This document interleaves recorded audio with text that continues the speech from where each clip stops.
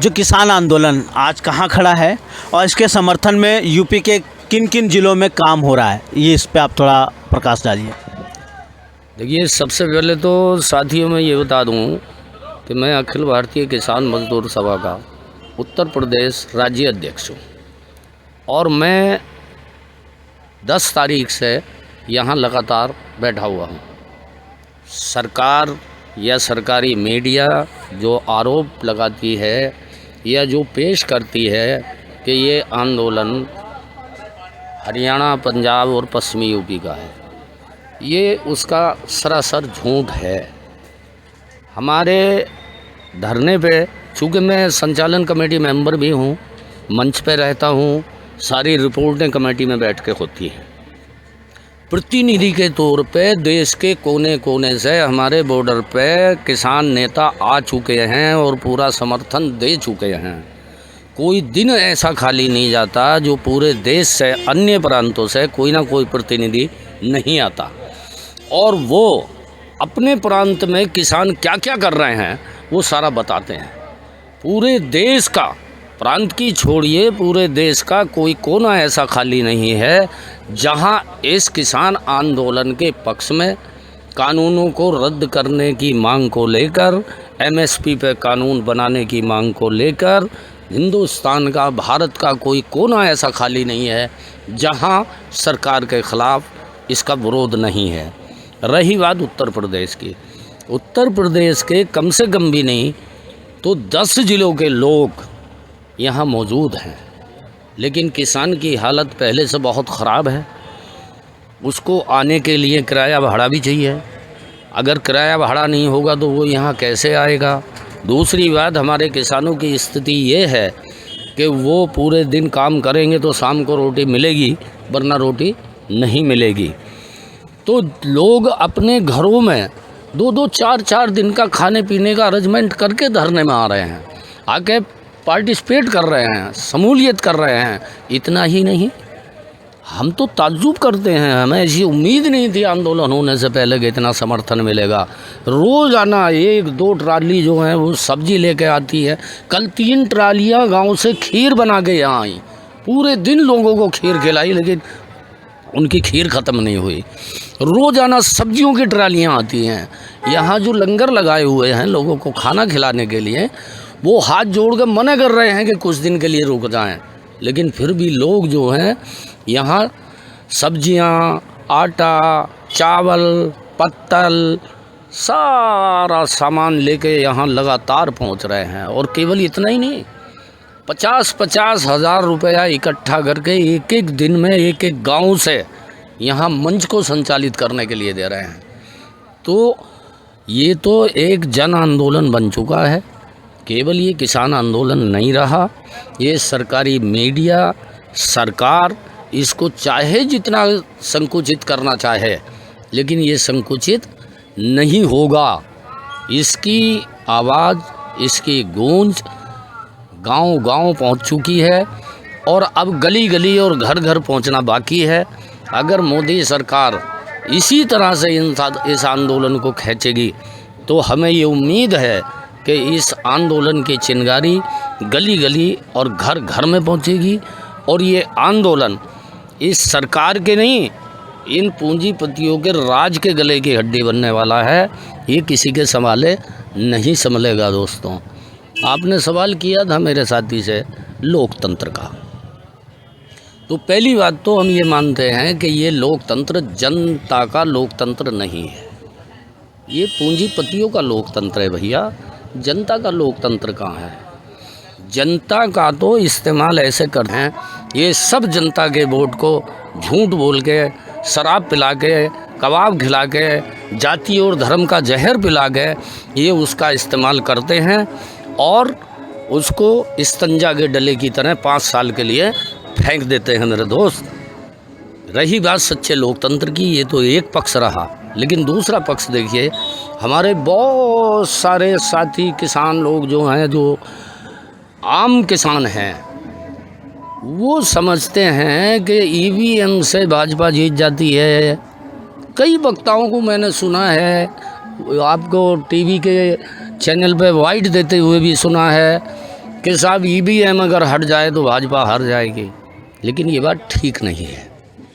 चुनाव में बेईमानी उस समय भी होती थी जब बैलेट से चुनाव होते थे। हमने देखा है गांव के दबंग लोग, जमींदार लोग, गरीब लोगों के टोलों को सील कर देते थे, उन्हें निकलने नहीं दिया जाता था, उनका वोट खुद डालते थे, बूथ कैप्चर कर लेते थे।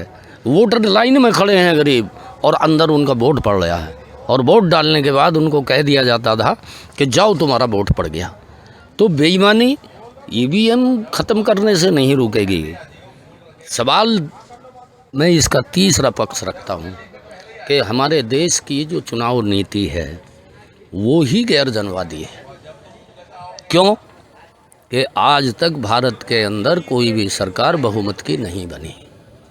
सीटों के रूप में बहुमत होता है, लेकिन वोट परसेंटेज के रूप में आप देखेंगे तो हमेशा अल्पमत की सरकार बनती है। रही मोदी की 2014 की सरकार, इतने कम वोट की सरकार हमारे देश में बनी ही नहीं कभी, जितने कम वोट की 2014 में भाजपा सरकार बनी। मैं आपको आंकड़े याद दिला देता हूँ। 69% वोट कुल पड़ा, उसका 31% वोट भाजपा को मिला।